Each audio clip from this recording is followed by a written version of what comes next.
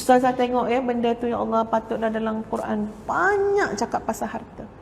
Harta tu boleh menyebabkan kita susah akhirat besok. Sama juga kalau kita menguruskan dengan baik, insya-Allah jadi jalan kesenangan. Ya, jalan kebaikan. Tapi sekarang kita bercakap benda realiti. Realiti yang berlaku apa?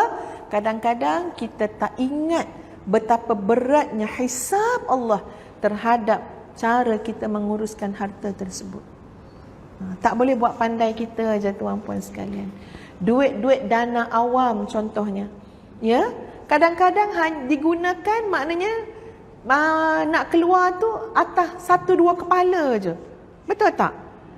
Padahal kalau yang dekat, katalah dekat jabatan syarikat tu berapa level penyelarasan jawatan kuasa untuk melihat justifikasi kenapa mesti begitu begini.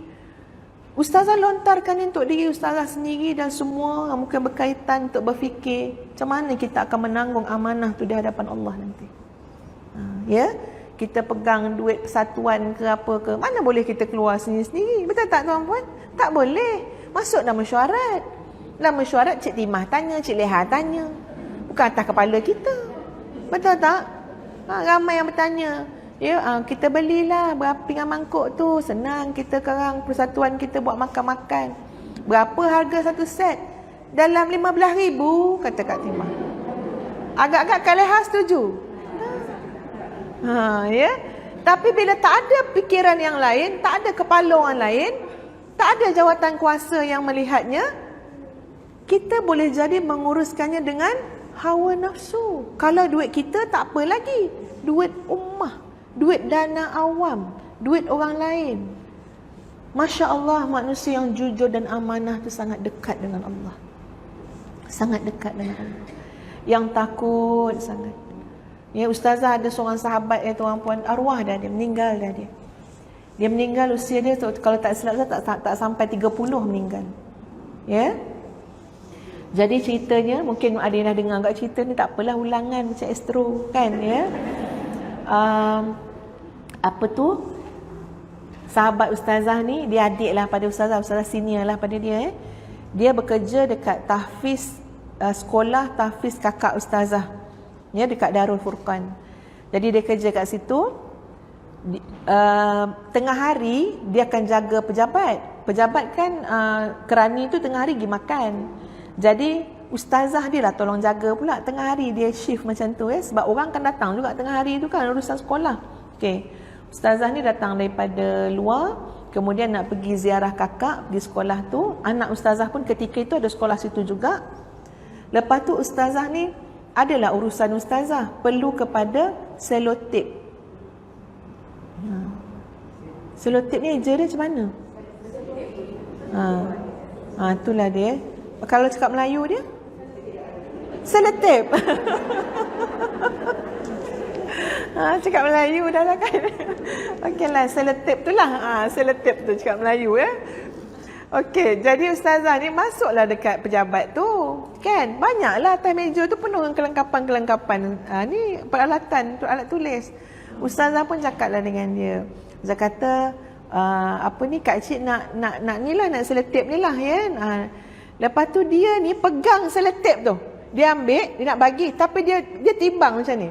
Dia kata, kak cik maaf nak tanya, ini urusan sekolah ke urusan peribadi?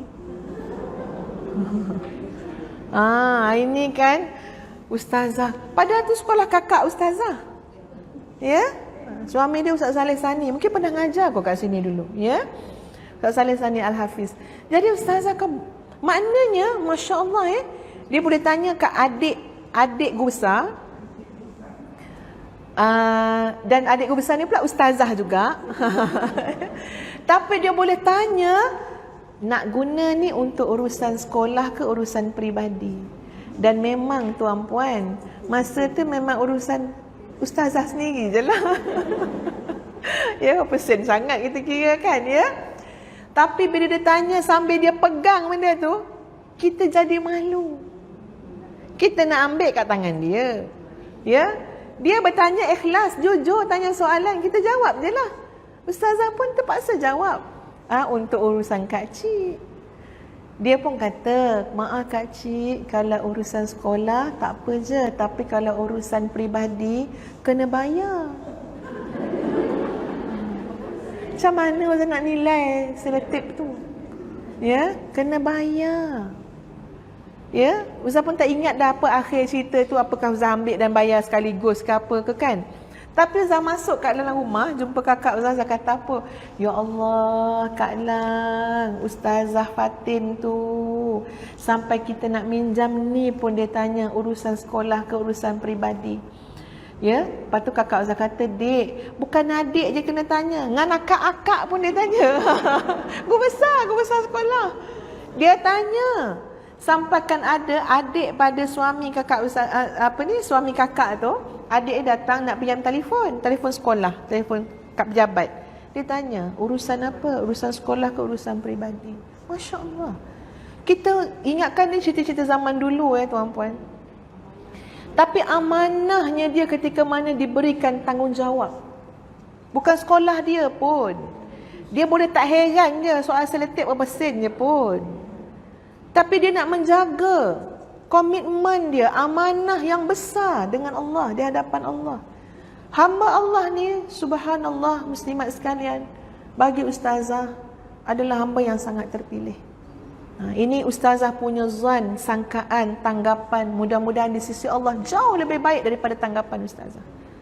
Tuan-puan, pada usia tak sampai 25 tahun, Ustazah Fatin ni Allah uji dengan kanser payudara. Kanser payudara.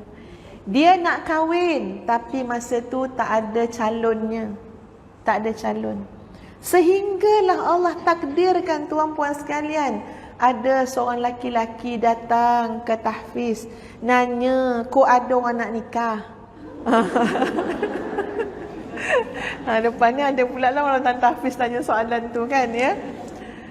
Nak nanya ke ustaz tu, ada tak orang tengah mencari juga? Sebab dia pun tengah mencari juga. Jadi kok sama-sama mencari boleh dijodohkan kan? Dijodohkan, ya. Jadi walaupun laki-laki yang datang tu usianya lebih tua, kerjanya kerja kampung, petani, peladang, tuan-puan sekalian. Tapi ketika mana Ustazah Fatin tahu ada seorang laki-laki sedang mencari calon isteri, dia telah istikharah. Peladang tuan-puan, petani, duduk jauh lah kat satu tempat, rahsia kecuali dipaksa. So tahulah cerita dia sebab Ustazah dekat kan dengan tempat ni kan ya, dengan Darul Furqan tu. Jadi istikharah apa semua, hingga akhirnya dia kata insya-Allah mudah-mudahan ni jodoh yang baik untuk dia. Kami semua terkejut, betul ke ni Fatin? Ya, Fatin lepasan Mesir, ada degree, betul ke ni? InsyaAllah tak apa, saya sakit ni. Ya, saya pun sakit. Kita memang tak nampak hikmah di masa tu tuan-puan. Tapi ini memang orang terpilih ya tuan-puan ya. Masya Allah. Dan Ustazah alhamdulillah dapatlah make upkan si Fatin ni masa dia kahwin. Kalau Fatin masuk syurga, bawa lah Ustazah sekali kan ya. Paling tak sebut yang tu lah. Ustazah tolong bedak-bedakkan dia. Jadi bila orang tengok tu ada yang kata berseri muka Fatin, dia kata kan, adalah Ustazah pakai-pakaikan kat muka dia. Masa tu ingat lagi. Lepas tu tuan-puan, lepas tu tak ada orang dah berani untuk Ustazah make upkan masa kahwin. Sebab 2 orang Ustazah make upkan dah meninggal. Pertama Fatin, kedua ada ipar Ustazah. Semua meninggal muda sebelum umur 30. Lepas tu anak Ustazah pun tak nak dah Ustazah make upkan masa dia kahwin. Tak payah Umi, tak payah, dia takut. Ya. Muslimat sekalian, kahwin dia betul dia sakit. Sakit dia masya-Allah. Ya. Kami pergi jauh kat tempat dia berhenti kerja, pergi sana jauh tempat tu. Dia senyum je. Yang kami ni masa tu kami tak tahu yang dia ni kanser payudara sebab dia datang tu semua dia pakai selimut elok aje. Dan dia tak mengerang-ngerang, dia tahan. Kecuali lepas beberapa kali kami datang tu baru dia cakap terlalu sakit dan dia tak makan sebiji pun painkiller. Ya tuan-puan ya, ni arwah Fatin ni. Langsung tak. Lepas tu kakak ustazah ni baik dengan dia kan, pujuk dia. Tanya dia, sebenarnya apa ya? Ada apa? Sebab kita pun ya dah nampak ya macam ada benda besar ya. Dia punya tu dia alas nampak macam berai-rai kan. Kami tengok tu puan, Masya Allah, Masya Allah. Macam bunga kobis dah. Dah habis sampai ke lengan, bengkak habis semua, darah-darah keluar apa semua, Masya Allah, Masya Allah. Nak terduduk tersandar rasa ustazah dengan kakak. Ustazah boleh lagi tengok tu, tak cakap apa-apa, semua kat dalam mati je. Tapi kakak ustazah tak dapat, ya Allah, ya Allah, macam tu.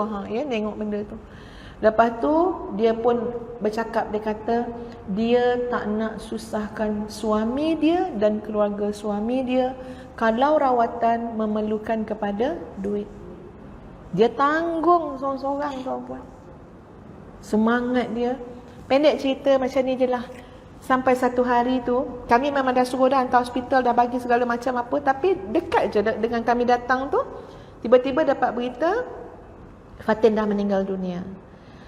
Pada hari tu, hari yang dia meninggal tu, tuan-puan, oksigen dah tak ada, dah terlampau sikit dalam darah kan. Jadi dah semput apa semua, dah dibawa ke hospital. Dekat hospital, dia nak pakai telekung, dia nak solat maghrib. Ambil wuduk, solat maghrib, pakai telekung. Habis solat maghrib, nak ambil wuduk lagi, nak solat sunat. Nak ambil wuduk lagi, nak solat sunat. Nak ambil wuduk lagi, nak solat sunat. Mak dia kata, wuduk tadi ada lagi nak. Tak, nak ambil wuduk juga untuk solat. Maknanya, tiap-tiap solat sunat dia tu dengan wuduk yang baru. Dan dalam keadaan itulah, beliau meninggal dunia. Tuan-puan, ya. Tak lama pun hidup dia. Tak sampai umur 30 pun. Amanah yang dia ada tu, walaupun kita nampak kecil, tapi kalau datang daripada ketakwaan kepada Allah, nilainya sangat besar. Itulah dia manusia pilihan. Ya, dah tak ada dah. Mudah-mudahan maknanya dengan apa yang saya cakap tu, tanggapan kita memang husnul khatimah. Bersih. Ya, senang. Tak banyak nak dihisap. Tak banyak nak hisap tu tak ada apa. Ya, harta pun tak, Allah tak bagi banyak kat dia. Masya Allah.